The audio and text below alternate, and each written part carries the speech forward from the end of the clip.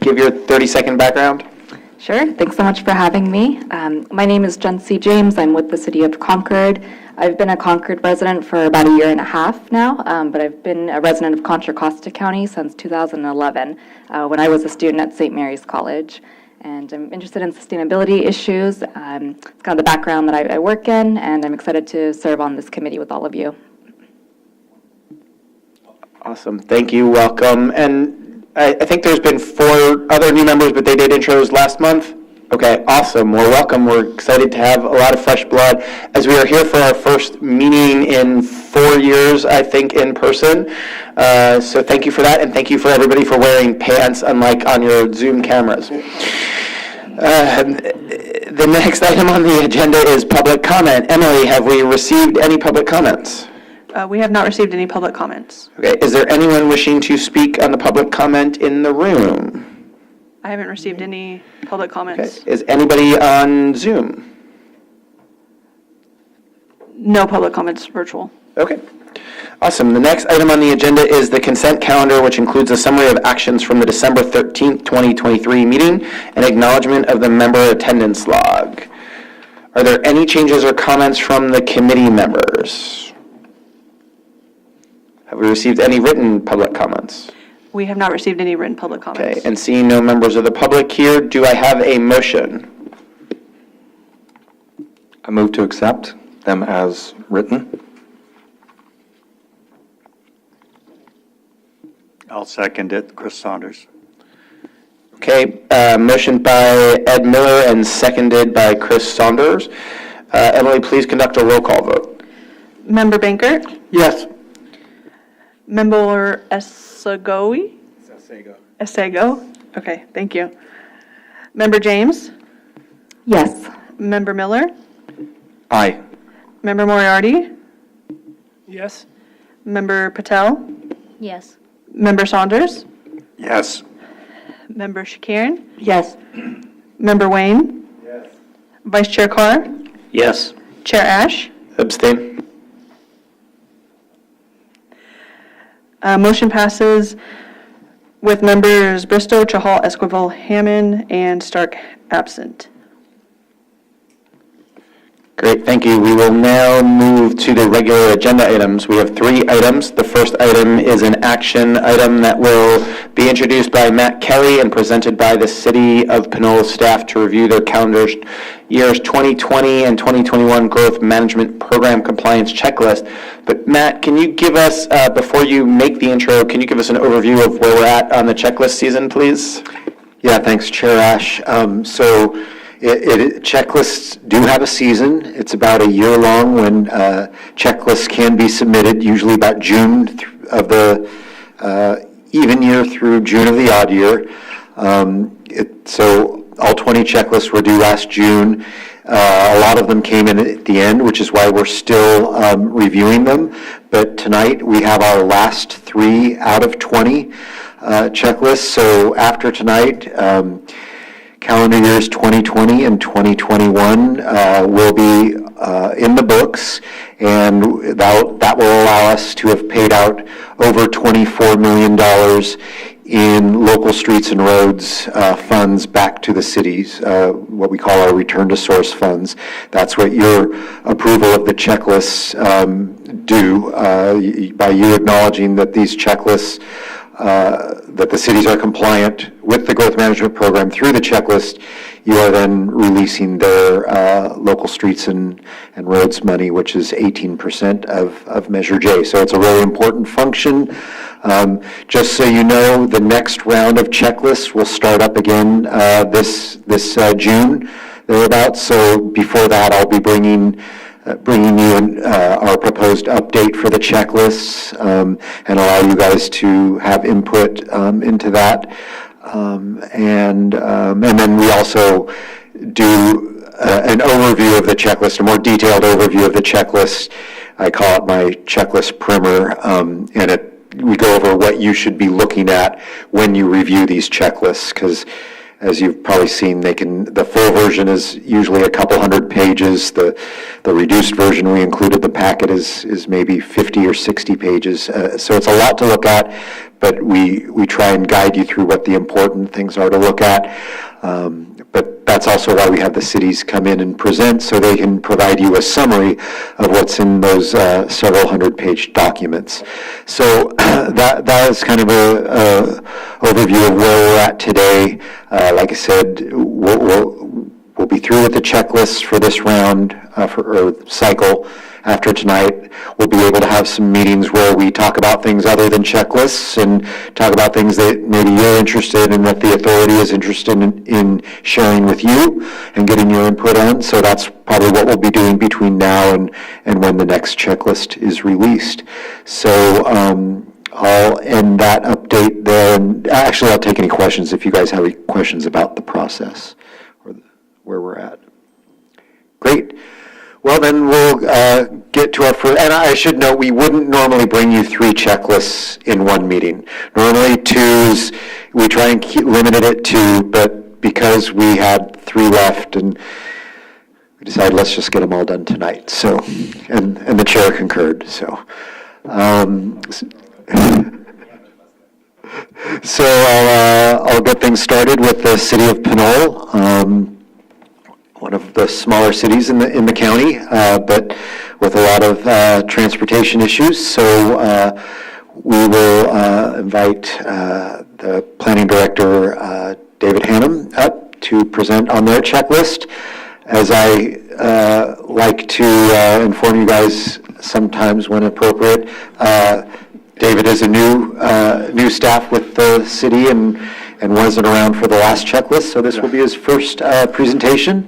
I'm sure he's willing to take any questions you guys have afterwards, but I'll turn it over to him and let him present the highlights from the 2021 checklist. All right. Well, thank you, Matt. And I want to thank the board, and this has been an interesting process going through the GMP checklist and going through it from staff level and now be able to present this. So I have a small PowerPoint. It kind of goes over the summary of what you have. So basically, our City Pinole staff that we had that works on Measure J, Sanjay Mishra, our Public Works Director / City Engineer, and our Community Development Director, Lily Whalen, and of course got assigned to me as the Planning Manager, Dave Hannum. So just kind of go over the checklist, and you guys are well aware. These are the different items that we go through as part of the filling out the process in terms of our action plans and development mitigation programs, and these are the answers. I put our answers in there so I can just kind of go through them really quick. The city has developed a 5-year CIP program, and that's what we use to base some of these projects off of. We've adopted our general plan circulation element as well as our growth management ordinance, which we adopted back in 2010 as part of the Measure J process. We've included in our report our maintenance of effort, the fundings that we spend that are outside Measure J as well, and of course our voter approval. Urban limit line, the city's pretty much bounded by a couple cities, so we're pretty much where we're at. So we're bounded by San Pablo and Richmond and Hercules, so we're pretty much blocked in there. In terms of adoption of our Measure J growth ordinance, yes, we did that as part of our 2010 general plan update. So these are just in terms of traffic studies, you do see the no for our traffic impact studies. We just haven't had generated the projects to generate traffic studies in the terms of that. So just wanted to get that going. So most of our major projects right here are as part of Measure J funded projects, which is our annual street repairs that we do that are in there. We've got the Pinole Valley Road Underground project, which had an allocation of $315,552 from Measure J of an overall project of about $2.5 million. So that we spent that money. Our San Pablo rehabilitation project, which is basically just to rehabilitate a half-mile section of San Pablo between Pinole Shores and our western city limits. That's, as some of you are not familiar with Pinole, San Pablo Avenue is our pass-through. I mean, it's pass-through. Our traffic levels are very high for a city of 20,000, and so we normally are doing a lot of rehabilitation to San Pablo over the course of the years. And we budgeted out of this project, we did out of the CIP, we budgeted $662,000, in which $586,000 came from Measure J funds. So our safety improvement program at Appian Way in Marlesta, and one of the original projects, it was an installation of a traffic hawk, but based on traffic analysis done, we did a full traffic signal. But our total budget for our CIP for that was $124,800. So, and we'll be working on that. The San Pablo Avenue Bridge, that's the big project. That's our $35 million project, the bridge that separates Hercules and Pinole. It's a total budget of $35 million. Our general allocation based off of the fiscal year 2021, it was $159,000. We probably will be allocating additional Measure J funds to that project later on down the road, but it was outside the scope of the fiscal year. So we'll have that. So in terms of our major housing projects within the time frame, we completed our 6th cycle housing element. We did it in 14 months, so we were kind of on a speed track. Really had a great relationship with our consultant and HCD in our project, and because I think that we didn't have to do a lot of we had a lot of housing opportunity sites with our specific plan. We didn't have to rezone a lot of properties, so we were able to kind of expedite some of that. So, and we were able to add some housing opportunity sites. We updated our affordable housing ordinance, which the city has an inclusionary ordinance already. So we updated a little bit of that. We approved a mitigated negative declaration, and we were certified July 20th, 2023. So that was a great project. We got it done very quickly, and so we were very excited about that. This is just one of our projects, mixed-use projects. It's 811 San Pablo Avenue. We call it the Saha Project. It's a 32-unit apartment complex. It's located on a 0.61 acre site. It's a full 100% affordability, 100% very low and low income with 30 to 6 annual median income is the requirement, and it's housing for veterans, so it's basically a veterans housing family. We processed a notice of exemption, and it was approved by the Planning Commission, so that was a nice project. And it was in our specific plan area, and it did have a density bonus. So that's just kind of what it looks like, just kind of give you an idea of what we're planning there. Next project, if a lot of you have been driving down San Pablo Avenue and seen the big building that's being built, this is it right here. This is our Vista Woods project. It's 100% affordable. It's a 179-unit apartment complex. It was on an old vacant site. It's about 2.1 acres. It has a density bonus and an affordability mix of 100%, which is low-income senior. So it's a low-income senior project. And of course, we processed it with a notice of exemption as a part of this California Environmental Quality Act. So this is kind of gives you an idea of where the property is and kind of some of the designs and features of the project. So it covers actually 3 parcels. The developer tied them together, and so it's made for and when you see it now, it's going to be a great project for us. So with that, that's all the questions. That's all I have right now. If you have any questions, I'll be happy to answer any of your questions. So what we'll do for questions to stay in order, I'll start on this side this time, and then we'll go around this way, and if you don't have any questions, you could just pass. So starting at the end. No specific question, but you said that there were no traffic impact studies, so there was no project that was necessarily proposed by a developer or anything of that nature that needed a traffic impact study? Well, we did some basic traffic analysis on our projects, but due to the fact that we were doing notice of exemptions, we weren't really requiring traffic studies to be done. So a full-blown traffic studies. Okay. Because they were, and the reason why was that all of the projects were within our existing specific plan that had an environmental document. It all was within the unit counts that were going to be generated by the specific plan. So that's why there was no full-blown traffic analysis with these projects. Okay, thank you. Uh-huh. This isn't a question. I'm from Pinole. I just wanted to point out that the road, the bridge between Pinole and Hercules that goes over the railroad, Dave mentioned is a really big deal, and it's exciting to see it happen. One, because we don't want the old bridge to fall down when there's an earthquake, but also currently there's really no safe way for a pedestrian or a bicyclist to get from Pinole to Hercules on San Pablo Avenue, and that bridge is going to make it safe for both of those. So it's a big deal. So glad you brought that up and made it part of the PowerPoint. All right, thank you. Hi, Chris Saunders, I represent Moraga. So I was really interested when I looked through your charts on sort of the low, the lower housing and the very low. Your report seems to have way more than almost, I don't know, I think I've seen 10 of these in the short time I've been on this. There's way more than anybody else, and I'm kind of interested in how you do it. And you mentioned those 2 projects in particular, and they're 100%. So who's funding these? Because everybody else seems to have a challenge with it. Well, with these 2 projects, a lot of those projects are tax credits. So they're applying for state tax credits. And so that's where a lot of the funding, and these are the 2 property developers, MRK for Vista Woods and for Saha.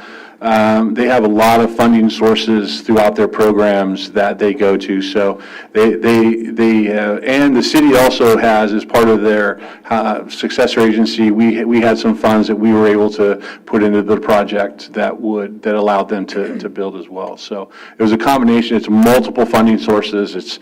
And they're able to do it. They go to all the state and federal programs, and they're able to put it together. And the city helps out with the expediting of getting these programs approved, being able to, because they're in our specific plan, to limit the environmental and use existing documents and existing plans. That's a big help as well. And also having the property that's ready to go. So that's another item. So who ends up owning them? I mean, who owns those 2 projects? Well, it would be for the Saha project. It's the Satellite Assistance Housing Associates. They own the property. So is that like a nonprofit? They're a nonprofit, yeah, housing nonprofit. And MRK is also I don't know if they're a nonprofit or not, but they are a housing company that builds these on the regular. Most of their projects are in Southern California. Well, you're doing something right, so good. Thank you. I wanted to ask about future housing opportunities. I heard that you were able to get a project on an empty lot, and do you have very many infill projects available? And was also curious whether or not the Veterans Administration was involved at all with the Veterans Housing project that you did. I'm not quite sure all of the funding sources regarding the veterans. They might have some funding in it, but I'm not sure of all the funding sources. That's something I could check out or get back to you, but I'm not sure. Regarding, we do have a lot of infill sites. We do have, for when we report next year at this for the checklist, we'll have another 2 or 3 projects, affordable projects. A lot of the sites are being redeveloped, where old buildings are being torn down and they're building new buildings.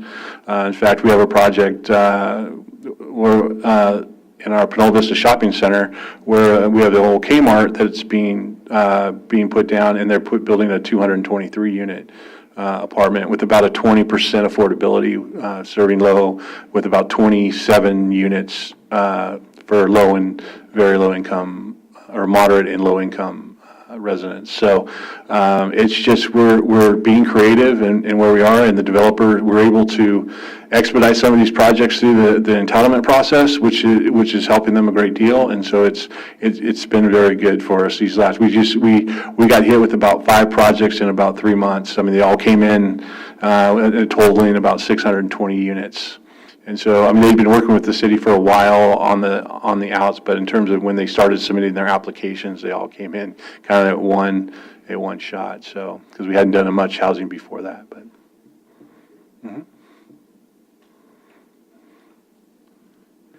Ed Miller, City of Clayton. As a former planning commissioner, I congratulate you on that record-setting pace and you have an approved plan, which is actually certified. That's amazing. But my curiosity actually goes over on the side of, obviously Measure J is a tiny, tiny portion of that BNSF, bridge. I was curious, the 35 million, what are the larger components that piece into that? Like, were you able, is that state funds, federal? Probably some federal, right? Yeah, there's state, federal funds. We are, if I can just look in here, I can kind of give you an idea. Sure. Just the lion's share. I Yeah, figured that one or two probably components are most of it.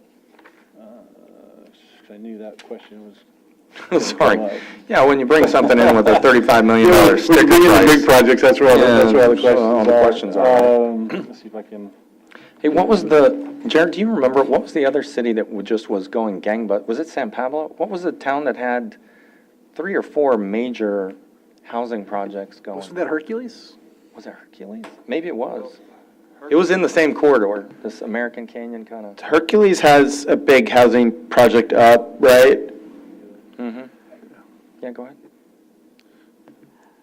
I'm not super well versed on it right now, so I can't give you too much detail, but we do have projects going on. And I, Over 300 units, if I remember, like 3 different projects. yeah, and Sao Pablo has, because they've had 3 in association with the county, I think, too. But, did that give you enough time to answer? Got it, yeah, I was waiting for this to come on, waiting for this. Yeah, most of the money's coming out of the HBP program, so the Highway Bridge Program. Yeah, Okay. it's federal, it's That's federal, state yeah. and federal, yeah. And I would expect with the railroads and everything that would come that way. And there's some STEM money that I think that we're going to be looking at as well, so. So I'm curious, what do you think, because I mean, obviously, well, first of all, another congratulations to you. The housing projects are going to be built during your RENA cycle, so you're going to get full credit for those, yay. But the one question I was going to say is when those units are finally built, you probably have already done some sort of anticipation projections. I know, not a traffic study, but that's something that happens in the present, not in the future. Right. What kind of, like, changes in traffic patterns are you guys expecting, and are you, in your CIP, in your 5-year capital improvement plan, are you anticipating some big projects that are going to be necessary to widen or otherwise, make some arteries open for these many new residents coming? Yeah, we are, as part of some of the project approvals, we've been requiring the developers to do a lot more like safety projects in terms of lighted crosswalks, hawks, so that traffic, because there's not a lot of room anywhere in the town to really expand the roadways. And so, as part of the projects, we require what we call TDMs, or transportation demand models. So we know the senior project will probably be a little less impact on that, but the other projects, we're looking to, transit, improving the headways on our transit. So we're working with WestCat to try and get some more head time on our bus stops, or faster headways. We are also working on ride shares, so we require that they at least have some ride share parking stalls within the apartment complexes, so that they allow us to again, not everyone get on the road. We've also had studies brought to us by the developers showing that, in most of these not everybody's home at once. So there's probably about 2/3, 1/3. So 2/3 are there, 1/3 is gone because of the swing shifts, because of working, the way people work and stuff. And so that also has helped take off some of the peak time, trips on the peak time. So we're really working closely with our developers to make sure that they're putting in all of their safety stuff, as well as their TDMs and enforcing their TDMs. So that's how we're doing it. Really appreciate your time and your answers. Thank you. No problem. When we have these large residential projects, what kind of transit improvements or pedestrian facility improvements or studies do you do? What kind of analysis? Like, do you do walkability studies to try to improve public transit or access for pedestrians? Well, luckily, most of our all 5 projects are within either less than a quarter mile to a transit stop. In fact, 2 of the projects, they're right outside their door. So in terms of that, it's just working with, so we do, when we when we place these projects, actually, we are looking to see where they can, so it makes it easy for people to do, to get down to the transit. In terms of the pedestrian, where there are pedestrian improvements, whether there's new sidewalks that needs to be put in or those types of improvements, we're requiring the developers to put those in as part of that. And maybe depending on what corridor we're in, whether, because the city of Pinellas basically has three major corridors, right? Appian Way, San Pablo, and Pinole Valley Road. And so depending on where the project is in the road is if we can widen the sidewalk somewhere, or if we can do something as we're improving these projects to make it safer for pedestrians, then we're doing that. And we're also doing a lot more of the, I wouldn't say lighted crosswalks, but the beacons where you press the button and you see the big beacons come out. We're doing a lot more of those, especially in and around our projects, because two or three of them are, well, the Pinole Vista project, which is in the shopping center, they don't have to leave they just have to walk across the way, the ramp to go to the grocery store and all that. The other projects are fairly close to our shopping areas. So even though they're residential projects, one of the projects we have on Pinole Valley Road, the Trader Joe's shopping center and all that is just right across the street. So we asked them to improve their sidewalks, improve their crosswalks, do some lighted, and we also have some traffic signals in those areas and the timing of the traffic signals. So Public Works, we're working with Public Works to try to make sure that that we try to make it as safe as we can. What is your strategy about parking? Do you look at it and try to limit parking to get more people to use public transit? Well, usually when we start using density bonus, I mean, this is one of those tricky questions in the sense that state law and density bonus programs, they basically, the developers can waive their parking requirement. They can get concessions. They can, if they provide a density bonus, which all of our projects do. So we try to maximize as much parking as we can on the site. However, in most of our areas, they can park on the street and but it's one of those catch-22 things with the parking because the developers can exempt themselves out of it if they're within a quarter mile. There's two or three different requirements that they need to meet, and they can totally waive the parking requirement. So we try to work with them as much as possible to get as much parking on the side as we can. And then we start looking at different ways through the TDMs and all the other ways to try to get them to not use their car, or not, if they don't have a car, they can get around. So. Mm-hmm.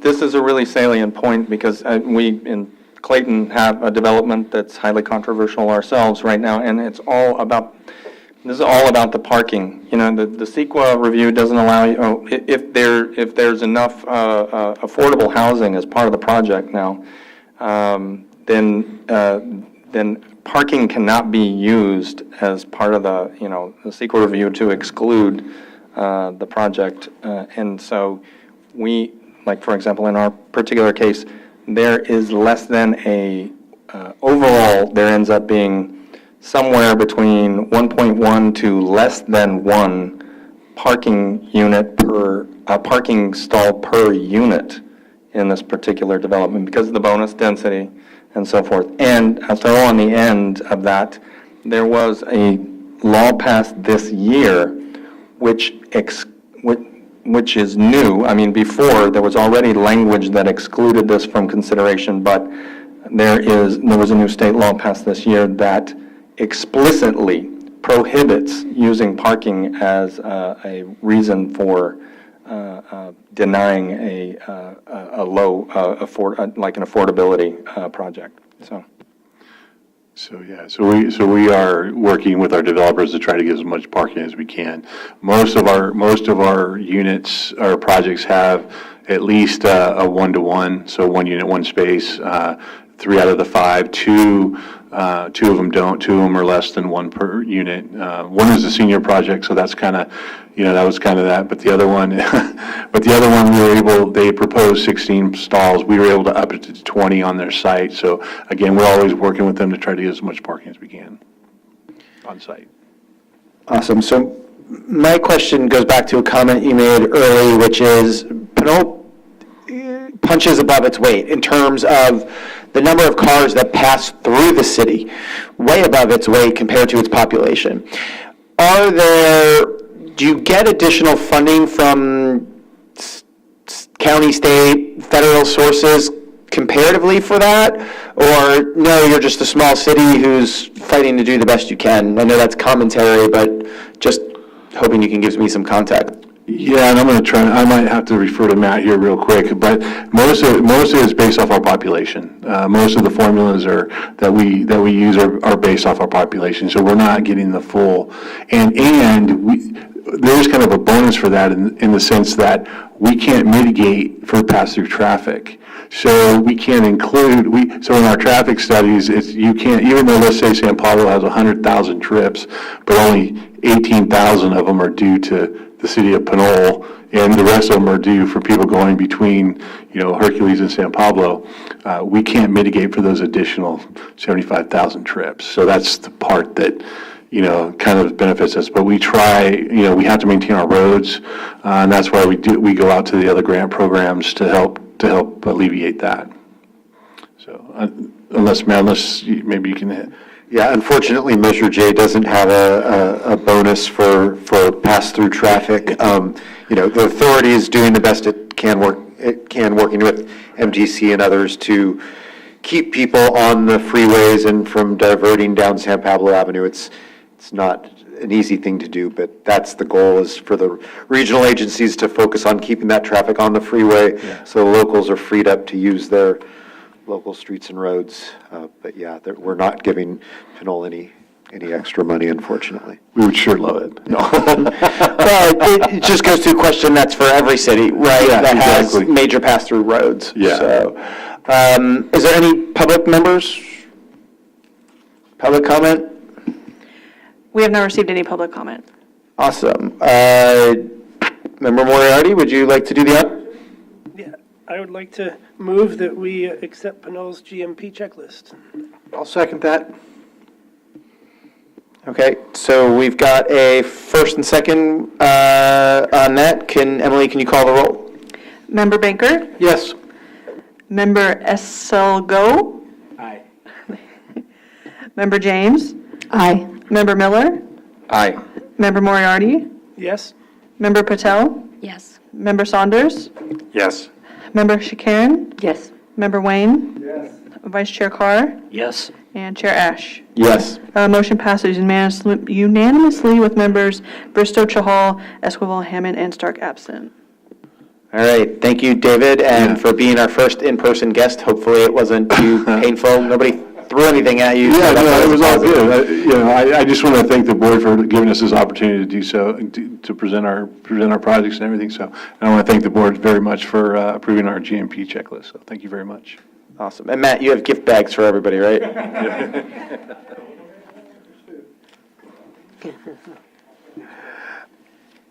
Awesome. So thank you for that. We are moving on to our next checklist speaker with the City of Pittsburgh. Matt, would you like to do the honors and introduction for the 2020 and 2021 Growth Management Program Compliance Checklist? Thank you, Chair Ash. So next up on the docket is City of Pittsburgh. City of Pittsburgh is, I'd say, one of our medium to larger cities. Very different than Pinole, but with a lot of the same issues in terms of transportation on the busy Highway 4 corridor. But lots of other things going on that I'm sure we'll hear about tonight. So tonight we have John Samuelson and Kristen LaBau from the Public Works and Engineering side of the city. And as with the Pinole presenter, they are new to the checklist process. The person who submitted their checklist left the city about 5 days before I reached out to have them come present. John and Kristen have done a lot of work in the last couple of weeks to get you this presentation, so I'll turn it over to them. Thank you for that introduction, Matt. Again, my name is John Samuelson. I'm the Public Works Director, City Engineer for the City of Pittsburgh, and it's my pleasure to be here this evening to discuss the work that Pittsburgh has done in regards to our housing and then projects on our routes of regional significance. Oh, hold on. That mouse works. Fantastic. All right. I'll just click. Pittsburgh's made some good progress on our housing needs. We've had a lot of good success in having very low and low income related developments. So in the 2020 and 2021 years, we were able to achieve 7% of our very low income requirements, 127% of our low income requirements, 68% of our medium requirements, and then 93% of our above moderate rate income targets.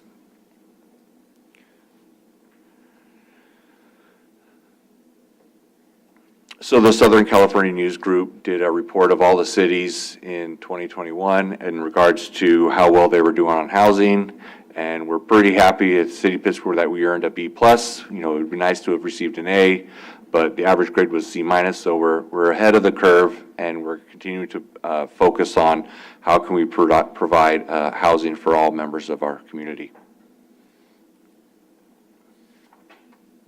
A few notable developments that occurred. We had several permits pulled in 2020, and none were pulled in 2021, so all the numbers I'm presenting tonight are for the year 2020. Our Tuscany Meadows subdivision had 419 permits pulled. Of those, 62 were low income. Our Stoneman Park subdivision has 376 total units, and 34 of those are low income. Our Capri at San Marco is 114 total units, and then our San Marcos Villas pulled 270. But the last one I want to highlight is the Atchison mixed-use development, 202 units, with 100 of those being very low income, and then 100 being low income. So here's a photo of our Atchison mixed-use development. It's located right at one of the transit stops, and it's also located in very close proximity to our Pittsburgh Center BART station. So we really focused and emphasized making this a walkable, bikeable, affordable complex. It's a 4-acre site, about 14,000 square feet space, and 202 units. The other project I wanted to highlight was the Beacon Villas.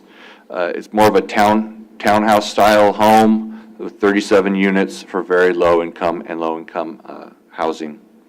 And this one's located closer to our downtown area, where again, we're really trying to create a walkable environment where you don't need to use your car to get places. As far as projects on our routes of regional significance, the first project that we were working on that I'd like to highlight is our James Donlin Boulevard Extension project. We spent a lot of time working on this roadway extension in 2020 and 2021 with the design and the environmental process.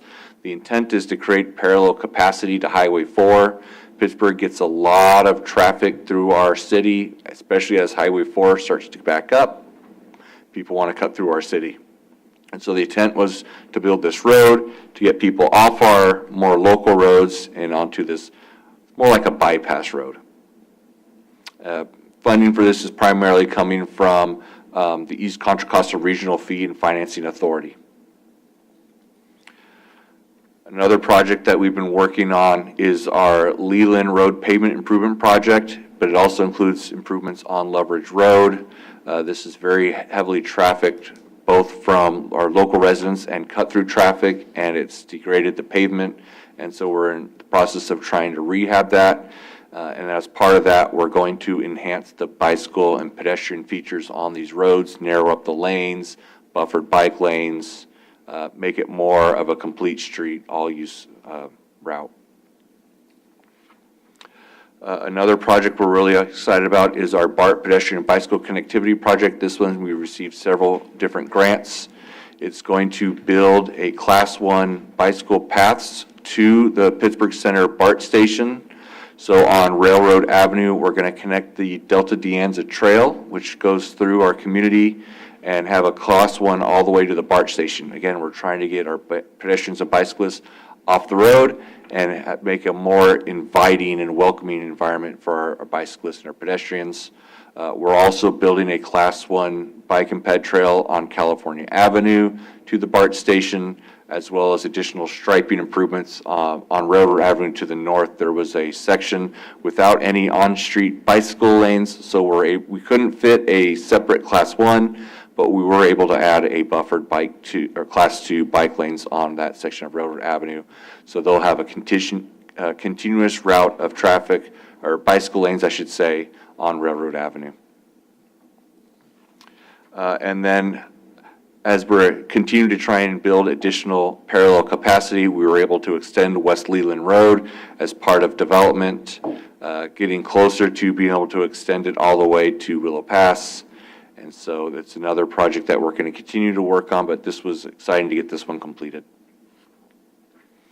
We did have 2 traffic impact studies that were performed in 2020 and 2021. The first was for the Atchkinson project, which I've already highlighted, and due to the nature of the transit and pedestrian oriented, it didn't have any traffic mitigation impacts as a result. And then we had the smaller Blue Wave Express car wash, which also didn't generate enough traffic to warrant any mitigation measures. Some plans that Pittsburgh has been working on, or actually this one we completed, our Pittsburgh Moves Active Transportation Plan, creating a guideline for our bicycle and pedestrian needs within our community as we strive to be more bike and pedestrian friendly and develop complete streets. This is a guide that we use as we build projects to determine what improvements we should be including to be in compliance with this requirement. And then we are still actively working on our sustainability plan, trying to make, this is a community-driven plan that we're trying to develop to make, my apologies, my mind went blank, so I'm going to read. Trying to plan a living document designed to engage, excite, and empower the community to take the incremental steps toward a healthier and more sustainable future. Really focusing on lowering energy, pollution, energy use, increase economic development, address the impacts of climate change, and just make it an overall healthy and safe community. With that, again, I want to thank you for this time to present it, and happy to take any questions that you might have. Great, thank you. So we're going to start on this side with our newest member to see if she has any questions, and we'll keep going back around. And just make sure if you guys aren't talking, to make sure your green light isn't on. Well, thanks so much for your presentation and for taking the time to speak with us. And first, congratulations on the B+ rating in terms of the housing.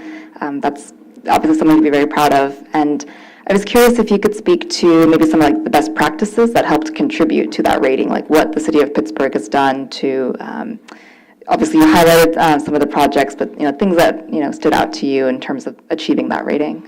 Yeah, I'll do my best to be able to report on that. One of the unique things about Pittsburgh is we actually have our own housing authority, which really focuses on providing opportunities for people to have access to very low income and low income housing. It's something we also promote. We want transit-oriented mixed-use developments. Is something we're really pursuing. There's additional projects that will come up on later checklists, I'm sure, where we're trying to reimagine certain areas of the city. How can we redevelop this to make it more mixed use, more transit-oriented, get people out of their cars, and have access to the housing. So I think having our own housing authority has really helped us a lot, as well as just partnering with developers to build projects like the Atkinson to the city of Pittsburgh. Great, thank you. Yes, on the connectivity trail to the BART, what are you guys going to do about the different modes, mostly like pedestrians and bicyclists? Especially, you have electric bikes, different, moving at different speeds. Are you going to have some type of signage or separation, or how big is the trail going to be? Are you going to separate the bicycles from the pedestrians? Yeah, so the trails, it's 10 feet of asphalt with 2-foot wide shoulders on both sides. And so me as a pedestrian, I'm on the shoulder, the 2-foot shoulder walking and leaving the asphalt area for the bicyclists. It's not necessarily signed that way. We haven't had an issue of conflicts with bicycles and pedestrians within the city of Pittsburgh, but it's something that we will monitor and we can always address if there is in fact a problem. Sorry. I'll get it. I'll figure it out. Okay. Yeah, the James Dolan Extension project. So are there going to be any bicycle facilities on that? That, as it's currently designed, it does have bicycle lanes as part of it. It doesn't include sidewalk. It's ultimately imagined to be a 4-lane road, and the current concept is a 2-lane road. So we're not building the full sidewalk, but the plan is to do bike lanes. All right, thanks.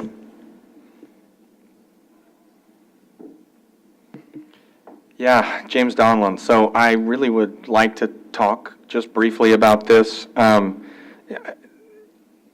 I live in Clayton, Ed Miller. I'm city of Clayton, and so a lot of trips that we'll make over the hill will start in Pittsburgh on Railroad with instruction from your friendly Waze or Google Maps or whatever to go down Buchanan.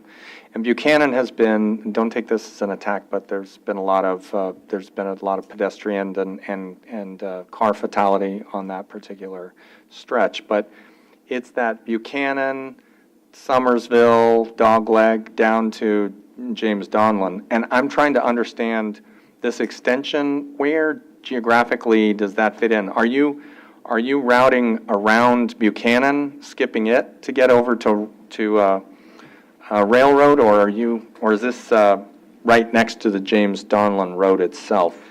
So it would be an extension of the existing James Donlin itself. So while if to the east? Yeah, to the west. Oh, to the west, okay. All Right, so if you start at the intersection of James Donlin and Somerset in the city of Antioch, you would then travel through that residential development, and that's where James Donlin currently stops. All right. We're going to pick it up there and extend it all the way to Railroad Avenue. That's beautiful. That's exactly what I was hoping you were going to say. This gets people off of Buchanan. Yes. Which is exactly the problem area that I was talking about. All right, well, thanks for the answer. That is something to look forward to very much. Thank you. I don't know how to follow that. I can't ask a question as animated as that one.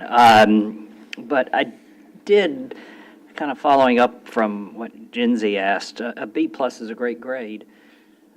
Do you have any insights on why you didn't get an A? You know, what was it about the plan that they? But you learn in both directions. So what did you get any feedback as to why they didn't give you an A? Yeah, unfortunately, I don't have that information. That's something I'd be more than happy to look into and report back on. But you're right, it's B+ is great. It's like, how close were we to that A-, right? Right. That was really all I had, but I think just that if there were any insights there, I don't go off and do staff work just to answer that question, but yeah, leave it at that. I want to follow up on the James Donlin project, and congratulations on getting the funding on that. I'm curious as to whether or not the city expects to cover the cost of maintenance once it's built, and whether or not you see that as kind of a cost neutral with the rest of transportation costs in the city. In other words, by maintaining a bypass road, is it going to reduce the cost of maintenance on your other surface roads? In theory, it's going to reduce the cost on your other roads, but I think in reality, it's not going to be cost neutral. It will have increased costs, and one of the real challenges of this project is the number of bridges that are being required in order to construct it. And so that will have a significant cost to be able to inspect and maintain those bridges as well as the roadway. So that is an issue that needs to be addressed before this is constructed.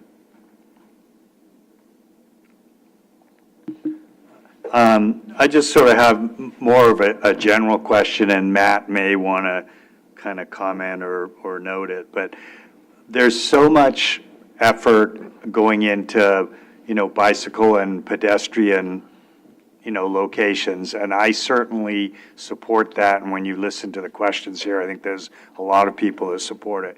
But what I never get in any of these presentations is what kind of usage are we getting? I mean, if we spend, $500,000 or $1 million on a particular project, how do the cities know that that was the right project versus maybe spending $500,000, on another corridor or another location? And I think it would be useful kind of feedback for both the cities and groups like this, just to understand what worked. You're going to make mistakes. Some of them aren't going to be as good as you thought.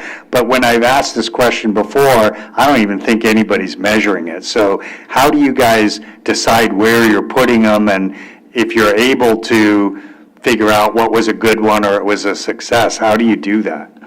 It's a great question. So the Delta De Anza Trail through our community is very well used and well traveled. And so we tend to focus on how can we connect to that to bring the existing bicycle and pedestrian traffic on that corridor into the other parts of our community. And we look at areas, okay, if we want people out of cars, we need to take them from this trail to other locations where they don't need a car, hence the BART station, right? We're trying to connect a Class 1 trail system to the BART station to, again, encourage people, you don't need to use your car.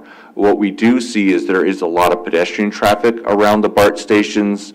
I've not seen a lot of bike traffic on our local roads, but we have the philosophy of if you build it, they will come. If they're not on these corridors because they don't feel safe. So let's make it safe, and then the bicycle traffic will come. I think what you're going to see more in our projects, though, is the need to install sensors to actually count the bicyclists and the pedestrians, right? We install detection to track the cars. We know how many cars are going through our corridors and where they're going. We don't really have that for bicyclists and pedestrians, and I think that's something you're going to see moving forward. The technology is there now. It's just a matter of getting in the habit of installing it. Great. I think positive, fact-based analysis goes a long way, and I think helps people feel more comfortable, putting more money into it and doing it, because I think it's good, but I never hear results, so thank you. A comment on that, the bike BART connection. It's great to hear that is going to be a Class 1 bike path. I think a bike path is clearly the best, lowest stress way for bicycles to travel. And so I hope what you just said comes to be, that's really attractive to cyclists, and that starts to get people to travel that way. And then one question, back to that slide you had on the James Donlin extension. I'm not real familiar with that area.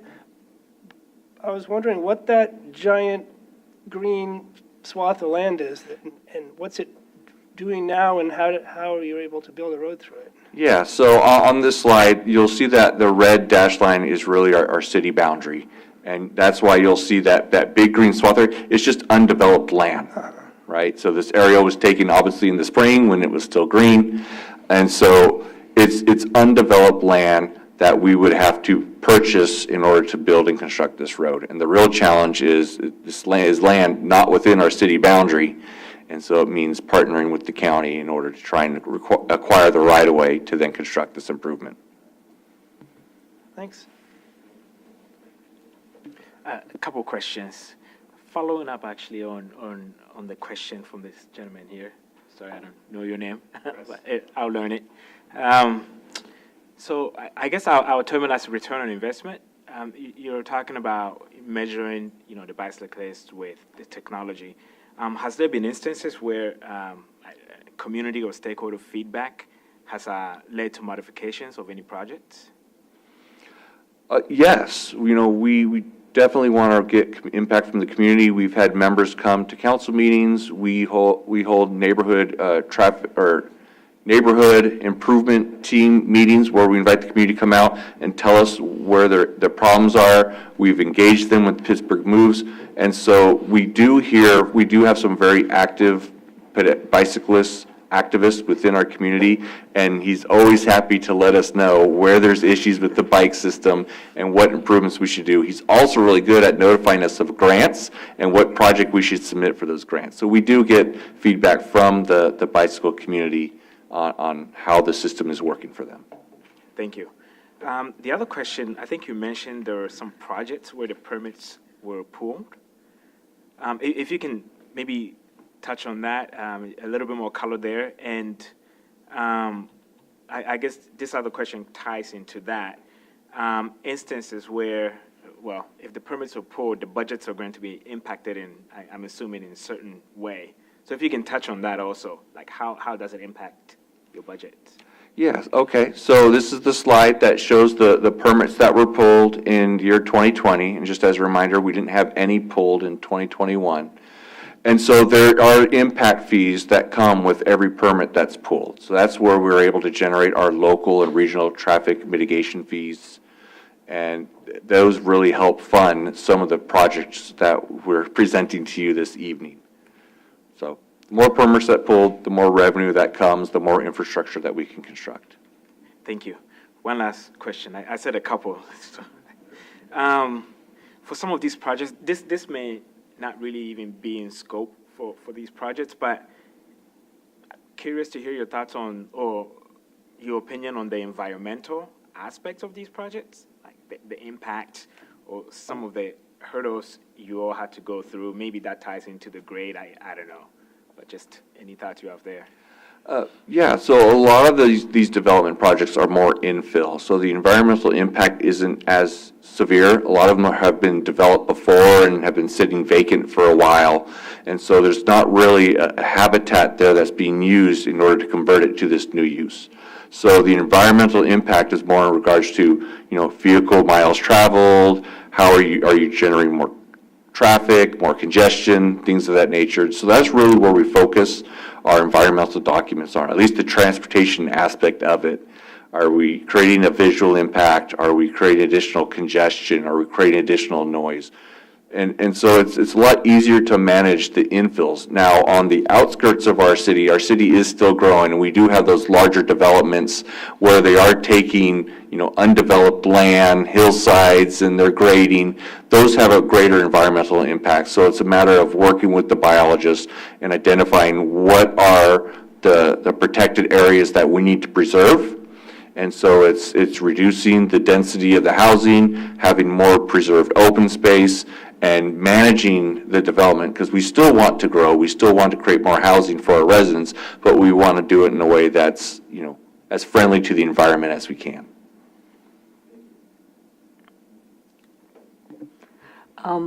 Just curious, since Pinol mentioned the housing element, how successful have you been to get your housing element, the RHNA, approved by the state? We are expecting approval in March. Oh. And so hopefully that comes to fruition. We're pretty happy with what's been submitted. It is being reviewed, and right now we're planning on a March approval.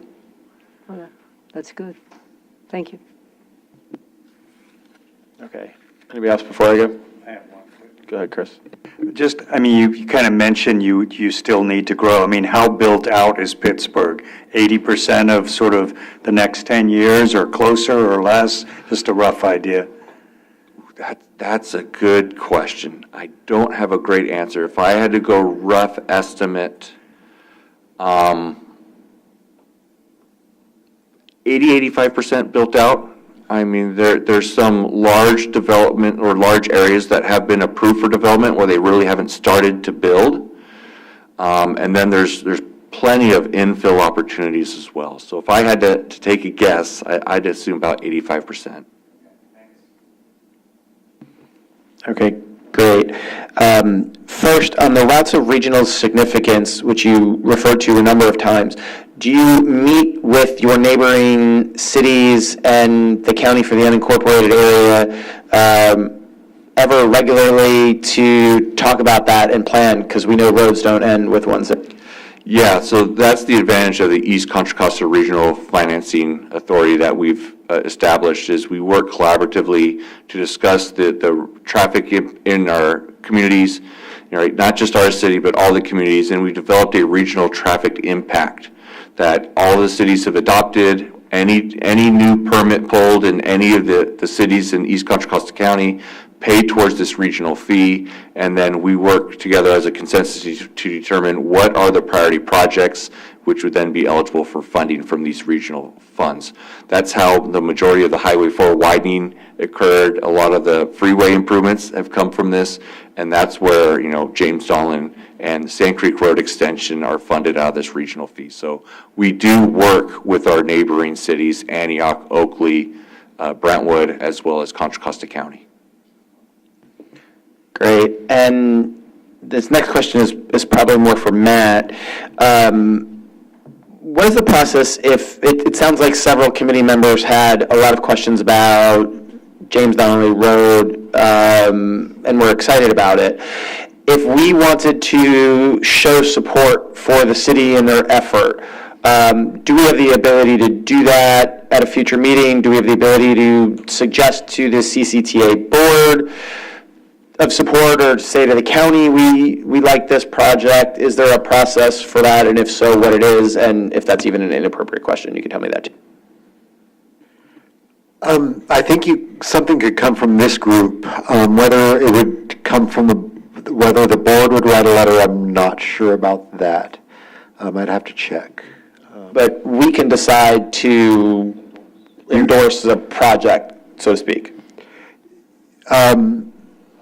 You can write a letter. I'll have to check with Terry Ann, but I believe you as the chair, could write a letter representing this committee to the city or whoever with a support letter. Let me check on that. Yeah, that would be good. And if we have to vote and add it to a formal agenda for an appropriate meeting, please let us know. Yeah. And whether it's this project or another project, if how appropriate. Okay, so coming back here, so going back to that though, the person who would make the resolution would probably be a member from Pittsburgh, and that's where you have a problem because you don't actually have a member from Pittsburgh. So I'm going to turn around and like help you out and then score you. But here's the thing, we don't want anybody from the general public. I think we've done a good job in the last 2 years of really raising the bar of the people that have come onto this committee from their cities. And so if you could talk to your city clerk and mention that Pittsburgh does have an opening here and that we are looking for a good quality person, that would be awesome. So we'd appreciate that. I'm happy to pass that along. Thanks. Anybody else with questions, comments? Awesome. Since we don't have a member from Pittsburgh, anybody want to make a resolution here? A motion, sorry, not a resolution. I'm a neighbor, in a way, over the hill, so I would move that we accept this submission and approve the release of funds. Second? Ready? Second? I'm asking for a second. I'll second it. Awesome. Okay, so we have a first and second on the motion to approve the checklist. Emily, do you want to please conduct a roll call vote? Member Bankert? Yes. Member Esselgo? Member James? Yes. Member Miller? Aye. Member Moriarty? Yes. Member Patel? Yes. Member Saunders? Yes. Member Shakarian? Yes. Member Wayne? Yes. Vice Chair Carr? Yes. Chair Ash? Yes. The motion passes unanimously with members Bristow, Chahal, Esquivel, Hammond, and Stark absent. Okay, and the motion for approval was made by Miller and seconded by Wayne. The next action item will be introduced by Matt Kelly and presented by the City of Richmond staff. Thank you so much for being here. To review their calendar years 2020 and 2021 Growth Management Program Compliance Checklist. Matt. Thank you, Chair Ash. Are you guys ready for checklist number 20? Yeah. So on the City of Richmond, one of the biggest cities in the county, just barely the third largest city, almost just about tied with Antioch for second. But with a lot of with an interesting geography and lots of transportation and housing issues that I'm sure we'll hear about tonight. So I'd like to introduce Lena Velasco, who's the Community Development Director for the city. And just to note, the person who submitted the checklist had to be at another meeting tonight for the city. So Lena is here to present and take your questions. So Lena. Thank you, Matt. Good evening. I'm Lena Velasco, the Director of Community Development for the City of Richmond, and it's pleased to be here in front of you to present a little bit of an overview of our checklist. Okay. And then, so in terms of the importance to this checklist, Richmond's obviously can receive close to over $4 million.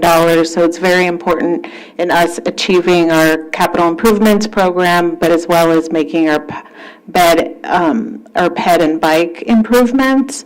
And so we certainly want to answer any questions that you have this evening.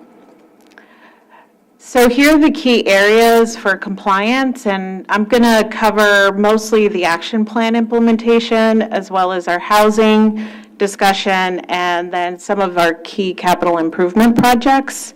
But I'm happy to answer any questions about these other areas. We obviously do a lot of multi-jurisdictional planning, and that Richmond is a little bit of a donut with San Pablo in the center and obviously El Sobrante and incorporated areas, and Pinole being some close neighbors as well as El Cerrito. So, even roads like San Pablo Avenue, we have jurisdiction on the land use side on the east, on the west, and that's, El Cerrito having jurisdiction over the roadway and other land use across the street on the east. So there's a lot of coordination that we do amongst planning and then also with WICTAC to make sure that we're coordinating and planning improvements that will create a consistent sense of place along a long stretch of road.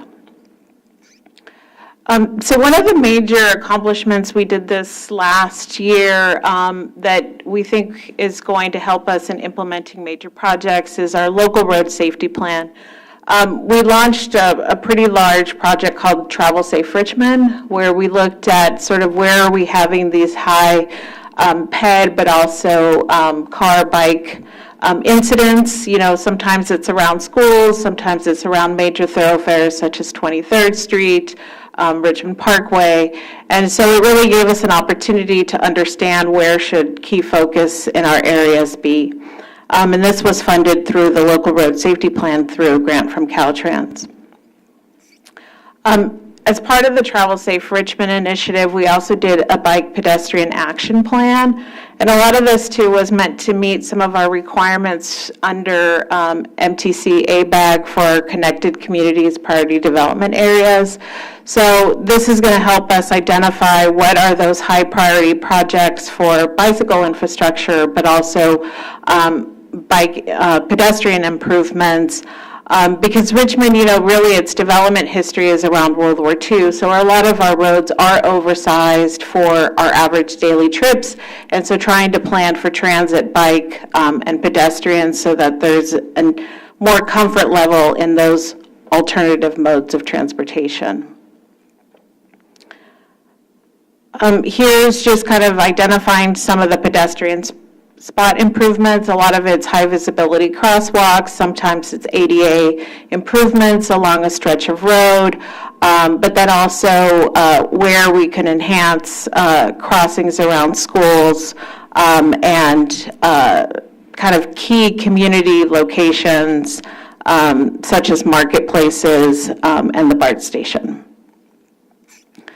In addition, Richmond does have a ferry, but we also have the BART station, Amtrak, and so what we're trying to do too is create modes where you're connecting to other transit.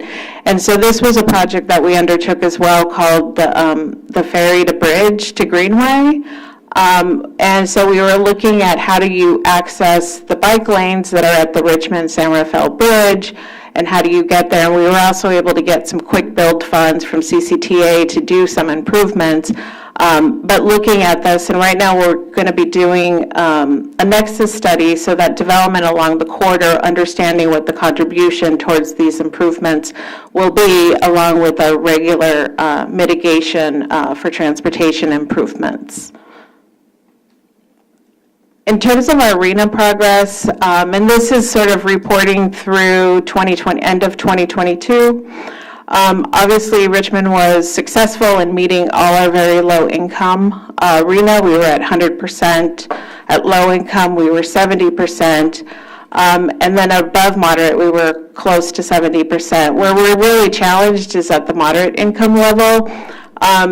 And I think under the density bonus law changes, as well our inclusionary housing zoning ordinance, our recent amendments, we're actually now starting to see progress in this area. So some of our market rate developments, because they're for sale, and our inclusionary housing ordinance requires them to build their units on site. We now have 10% of those overall developments now at moderate income. So we do anticipate making additional progress in this area in our upcoming RENA.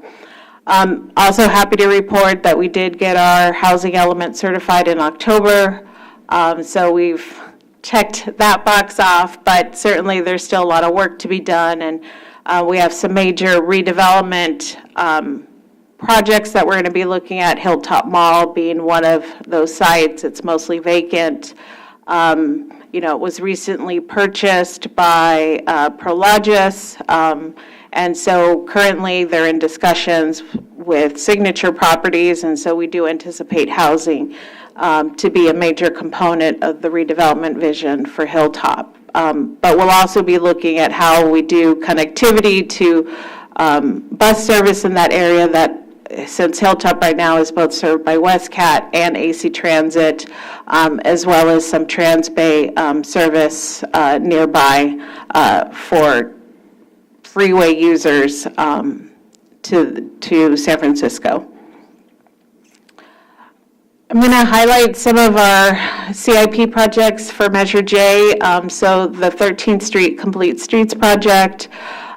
Most of the funding is coming through Measure J, and this was done in close coordination with the City of San Pablo as part of their Rumrill Complete Streets project, which they've advanced through their ATP grant. And so we recently allocated some ARPA funds as well to complete this project, since there's been some delays and costs have significantly increased. So we plan to complete this project hopefully in the next couple of years. ADA sidewalk repairs, Richmond has a great grid pattern, but, without the infrastructure to make sure that all our corners are ADA accessible, that's one of our key focus areas, is to do sidewalk repair as well as ramp upgrades to meet current ADA requirements. Harbor Way Complete Streets. So this is also kind of one of our major north-south connectors within the city. This is a road right-sizing. Some people refer to it as a road diet. We'll go from 2 lanes to 1 lane in each direction with the center turn lane. And recently we also got some transformative climate communities implementation grant funding that will also help make sure this project is realized in the short term. So we'll be adding bike lanes, pedestrian bulb outs, street trees, the whole 9. This is another major project. The I-80 Central Interchange Phase 1 this is the Central Avenue and Interstate 80. Major congestion, not just on weekdays, but also on the weekends.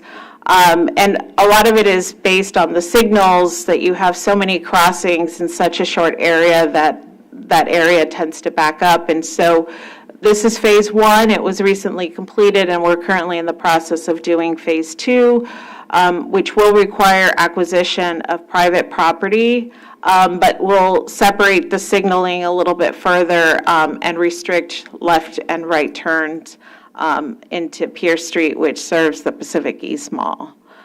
So this will be a major project that will hopefully help congestion not only on our local roads, but also the Interstate 580 and 80. And again, with aging infrastructure in Richmond, we tend to lack interconnected signals, and so making sure that they're connected. We have cameras for detection of bicyclists as well as cars queuing to make turns at different times of the day. And we're also, working with AC Transit on doing some transit priority signaling along McDonald Avenue. And so 23rd Street would be one other area that we want to try to do this, since we have few north-south connectors throughout the city that don't have some sort of crossing, whether it's the Greenway or BART tracks, that sort of divide the roadway. So this is another key priority for us in the next few years, working to make sure our signals are interconnected and have up-to-date technology. And I think that just sort of summarizes my presentation. Happy to answer any specific questions that you may have. Awesome. Thank you, Lena. So I'm going to keep up this pattern unless Terry Ann or Emily tell me I'm doing something wrong. We're going to go this way and continue on our horseshoe to ask questions. Does this works? Okay. Any questions?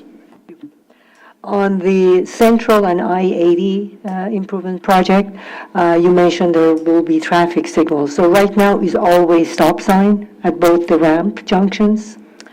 No, there aren't currently signals. So phase two will actually close the left turns coming from from Pierce Street. We would connect San Mateo all the way to Pierce Street, so people will now have to go a little further east to make a left turn onto Central. So currently, we would need to acquire a portion of a public storage facility, in order to make that connection to Pierce Street, because right now there's development in the way of making that connection. So it's reconfiguration to some It's a extent? reconfiguration to separate them more, so there's more queuing space. Because right now, if you get caught at the light, it queues back into the next signal. So I'm assuming it was coordination with Caltrans on that project? Definitely, yes. Thank you. Thank you for the presentation. I was hoping you can tell, just maybe real quickly, touch on that Cherry Blossom project. And then kind of a little bit details, just some color for me to understand. I've heard about it, I know a little bit about it, but I don't know enough to really know what's going on. Sure. So Cherry Blossom is a project that's being done by City Ventures. It's 100-unit townhomes being done in 2 phases, and it's in the Southwest Annex, so it's in between 580 and 80, in sort of that corridor. The project is 100 total units, 10% will be for sale at moderate rate income, which is 120% of the area median income. Phase 1 is actually on the market now. Phase 2, they're starting to pull the permits for that. But it will be adjacent to existing kind of multifamily, single-family neighborhood. Okay, thank you. Moving on to the local street maintenance and improvement funds. How are these funds allocated across different categories, such as the streets, roads, growth management, transit, trails? If you can just touch on that. Yeah, so I think a lot of it is in combination. So Richmond has been successful in applying for grants and getting grants. So a lot of times it may be for things that the grants won't fund, like ADA ramp improvements, sometimes traffic signaling. That the grant will cover maybe tree planting and some, but doesn't do all of the signal costs. So I think a lot of times it's based on where there may be gaps in projects to take the project from 80% to 100% complete. And so what we are doing now is we're updating the CIP. So I think that will help us, because right now there's about 52 projects on the CIP, which is a lot. And a lot of them come with deadlines because they tend to be grant funded. So that's something our Public Works Department is looking at more closely, is to figure out how to, do projects in a way where we can meet our deadlines and achieve our outcomes. Okay. It sounds like the funding sources are pretty diverse. So with that being said, you mentioned acquisition for the I-80 project, some private property. Do you have any details on that? How exactly do you all plan to achieve that? So similar to, I think, what was mentioned with Pittsburgh, is we work with the county, and then they support us in the acquisition, paying fair market value, and so those costs are assumed in the project.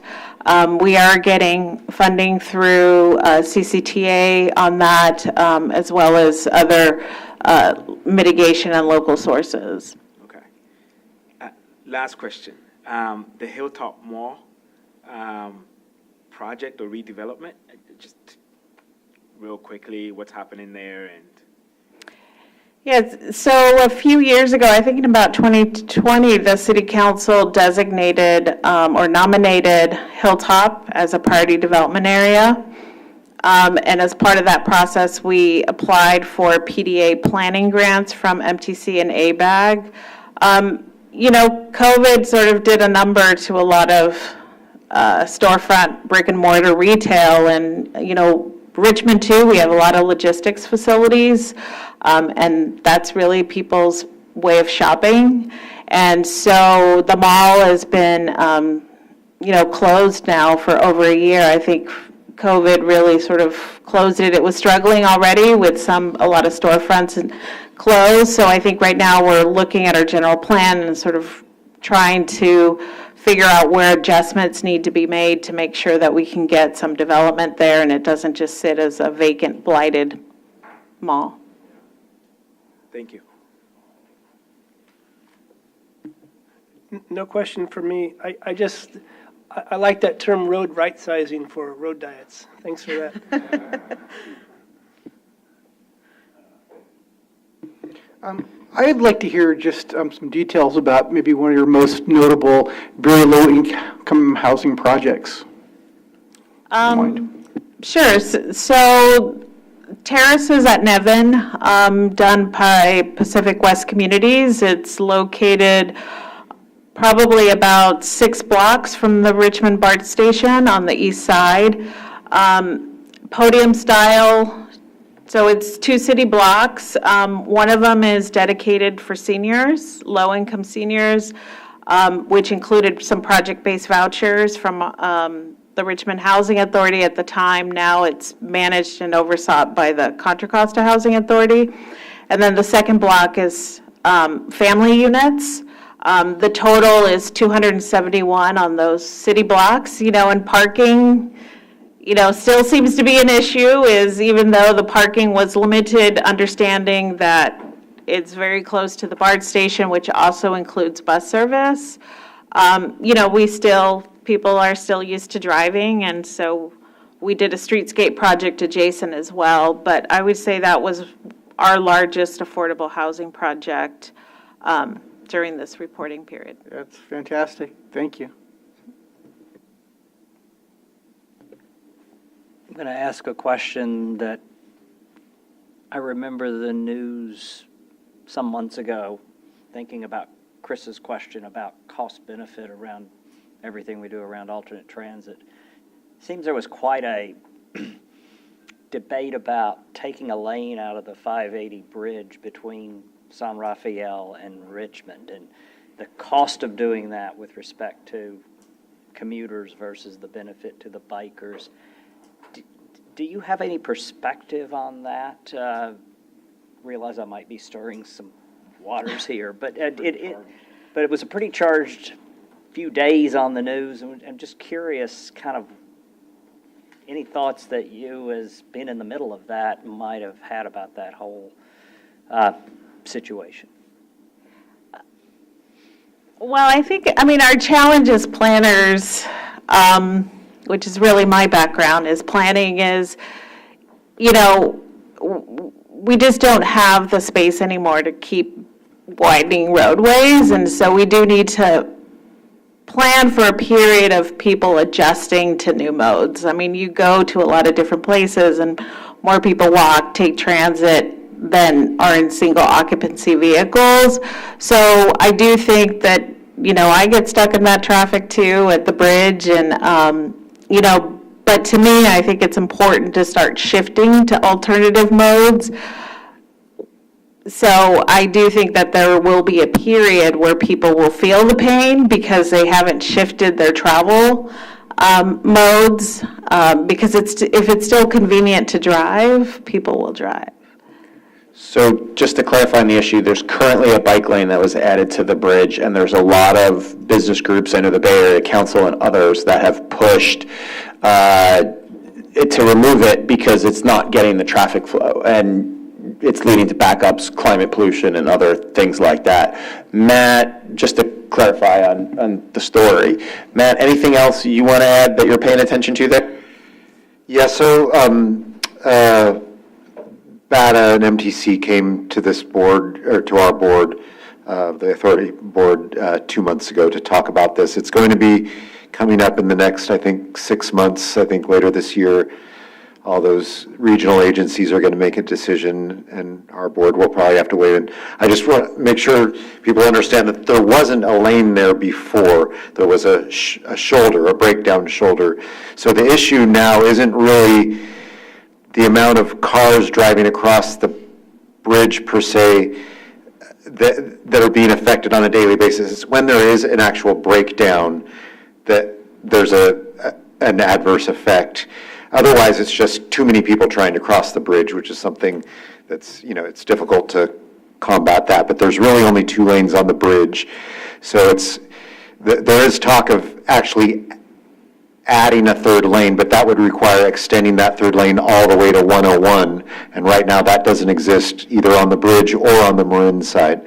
So there's a lot of issues. I think a lot of people thought there was a lane there before that got closed to put in a bike lane, but it's a little more nuanced than that. So there's going to be a lot of issues that, like you said, the city of Richmond is kind of in the middle, and they're trying to plan for themselves while dealing with this major regional facility in the middle of their city. So And it was implemented as a study, right? Really to see. Yeah, it was a pilot. A pilot. A 4-year pilot, I think. Okay, thanks. Any other? No, nothing direct. It just makes you wonder if there's potentially a different solution space there. The bikes come to a vehicle that you can pile 70, 80 of them on and over the bridge, and then they're back on the bike. So you can sort of have your cake and eat it too, till you see that there's enough of a transition to biking as a mobility across the bridge that you could then maybe redeploy the asset in a way that's consistent with any evolution of transportation. And I just thinking out the box a bit. And along with the pilot, the MTC and BATA, who control the toll bridges, they are going to remove the toll plaza as part of their improvements. And right now, that is one of the big choke points. Having more room to merge there at the entrance to the bridge, I think would really, affect some of that congestion that's kind of affecting the city. So I think some of the improvements you'll see operationally should have some positive impacts. So it'll be kind of like I don't know if it'll look exactly like the Benicia Carquinez Bridge, but there's the lanes on the left where there's no toll plaza, you just zoom on through at 55. So hopefully that will positively impact the east side of the bridge. I'd recommend a zip line from one side to the other as your alternative. Mr. Miller? Get some tourist dollars out of that too. Yeah, great. I hope Ed Miller, City of Clayton, I hope my question doesn't insult you because you've got competent staff working for you and they're always looking for funding sources and whatnot. When you talked about the smart traffic signaling and well, really what you talked about was coordination signals and stuff. Were you able to jump in on the $27 million project that CCTA itself actually got a gigantic grant for, specifically for traffic signal coordination? Yes, I believe we are coordinating with them. Sorry, it's a dumb question, of course. Yeah. I'm sure that you guys have availed yourself of every possible dollar. I just thought I'd mention it for lack of anything else. Thank you very much. Thank you. I just had a quick follow-up question on the I-80 Central Interchange. So you mentioned that there was 2 phases to the project. Are both phases environmentally cleared? Or what's the status of the second phase? So the second phase, we just completed the environmental work, worked with Caltrans as well as, tribal consultation and that whole, so that is done now. I think the next step is the acquisition. And so we recently, I think last year, partnered with or contracted with the county to start supporting us in the acquisition. Okay, thank you. Yeah, your video detection system, a couple questions. As a cyclist, yeah, I've been stuck at a turn signal and like, should I wait for another car or run the light? But that's great that you guys have that. But I guess my first question is, what percentage of your traffic lights have that? And is there signage to let bicycles or to let them know that that's there? And what's the cost difference to add that from just regular signals? So I would say we don't have a lot of video detection currently, and which is part of what we want to go into. We have a lot of signals that are not interconnected, so if one delays or goes out, it's not considering the traffic flows. So those are things that we want to add. We still use like the old in-street detection, and which fails often, and you're needing to repair. So I think our goal is we have done some major signal upgrades in certain areas, and those have now been upgraded to have detection. And so when there's bike lanes, striping, and so we've been able to do that now to make sure we have high visibility bike lanes on major corridors. All right, thanks. Thank you. My question's around, I think it was called the Safety Roadway Plan, and I was wondering if you could speak to some of the elements of that plan to protect bicyclists and pedestrians. Yeah, so the local road safety plan looked at multiple where collisions were happening, and so what that is doing now for us, it's identifying priority areas where we should focus, making safety improvements. So as we, seek to apply for grants or receive, local money, whether if it's on a major corridor that's eligible for Measure J, then it lets us know to apply. But I think right now it's sort of prioritizing where we should focus to reduce collisions and fatalities. And as a follow-up, is community engagement part of that? Are residents, do they have an opportunity to give their input on priority areas? Yes, so the plan was developed with significant community input, which included an online website where pedestrians or cyclists or even drivers could go and identify intersections that were causing problems, because sometimes people don't report collisions or, particularly if it's a bike and a ped, unless somebody gets hurt. Usually a car will, but so we understood that there's maybe a lot of unreported issues that we don't see or experience on a daily, but people who are living in the neighborhoods do. So we did provide an opportunity for the public to map issues and describe what was happening. And then during community forum, sort of reviewed that public information and then had some prioritization of where focus could go for projects. Great, thank you. Great, thank you. Anybody else before I go? So I'm going to hit the same 2 questions. regional routes of significance? I know you talked about them with the signal coordination, but how often do you meet with some of your neighboring cities there as roads don't end at your city limit? So we are active participants in WICTAC. And so there's both the staff side, so WICTAC, the West Contra Costa,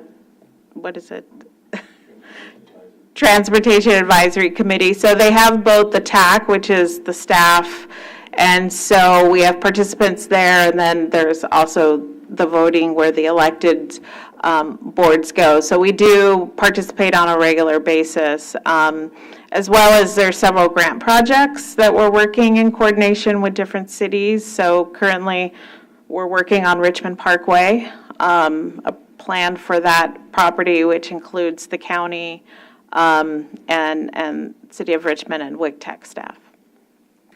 Great, thanks. And I asked that of everybody, I think, and you'd be surprised that at least a third of the people are like, why would I have ever done that? So we appreciate that there is a plan in place for you to do that. And then my other notice is that your city also does not have a current member on our list, and so if you can ask your city clerk about it. But again, we don't want a body, we want the right body, so I would encourage you guys to just mention that to your city clerk again. Awesome. Anybody else? Good. Anybody like to make a motion? I move that we accept Richmond's 2021 GMP CIP checklist as satisfactory. Yeah, all right. Do we have a second then? I'll second that motion. Okay. We got a first and a second here. Emily, can you take a roll? Member Bankert? Yes. Thank you. Member James? Aye. Member Miller? Aye. Member Moriarty? Yes? Member Patel? Yes. Member Saunders? Yes. Member Shakarian? Yes. Member Wayne? Yes. Vice Chair Carr? Yes. And Chair Ash? Yes. The motion passes unanimously with members Bristow, Chahal, Esquivel, Hammond, and Stark absent. And that was first by Bankert and second by James. So thank you, Lena, for being here and filling in for your colleague. And the member of Hercules, please pronounce your name once or twice so we can all get it right. Sure. Yeah, absolutely. So Esel Sego. So think of Esel as an Essen. So it's a derivative of Essen. So Essen or Esel. Sego is a little bit of French, so just a little like twist to it, like Sego. So Esel Sego. Two names merged into one. Yeah. Awesome, thank you. And I did that for staff because I wanted to know how to pronounce it too. And if you meet the Chancellor of the Contra Costa Community College, she is a very smart and fun woman, but a very also interesting name to pronounce. Okay, so next on our agenda is correspondence and communication. Oh wait, did we have any public? I totally missed that. I missed that off my agenda. Okay. No public comment. The next item is correspondence and communications.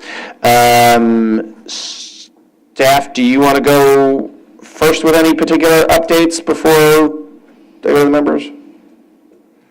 I don't think we have anything to share. Okay. So, do any of the members have updates? Please keep in mind, future agenda items is the next conversation, but any just other significant updates, questions? Awesome. Okay, future agenda items. So Matt alluded to this earlier, but this is, and Matt, please feel free to add anything. I'll go do a loop around, is what items do you want to see in the next year for us to have a speaker in or talk about what's on your mind? That doesn't mean we're going to do it, but Matt will at least take some notes and maybe deliver on some of the more exciting things. Matt, anything else to add to that? No, as you can see on your packet, there are a list of things we haven't gotten to yet. So feel free to, if there's things on there you really want to see, let us know, or new things, add to the list. We're going to try and in the next few months, like I said, get at least a few of those items knocked off. Awesome. So I'll go around. You may or may not have anything. So if we could do this quickly. Any idea about future topics? Yeah, I saw one item in the packet was around post-pandemic travel patterns, and I know BART has made some recent adjustments to their scheduling, so I'd be curious to hear a presentation on that topic. So to hear from the general and from Bart, right? Okay. That the Capital Corridor, I think Matt mentioned like have them come down and talk, like I think that's on the schedule, right? One of the things was I think CCTA staff is doing a ferry feasibility study, and it would be interesting to hear the outcome of that study.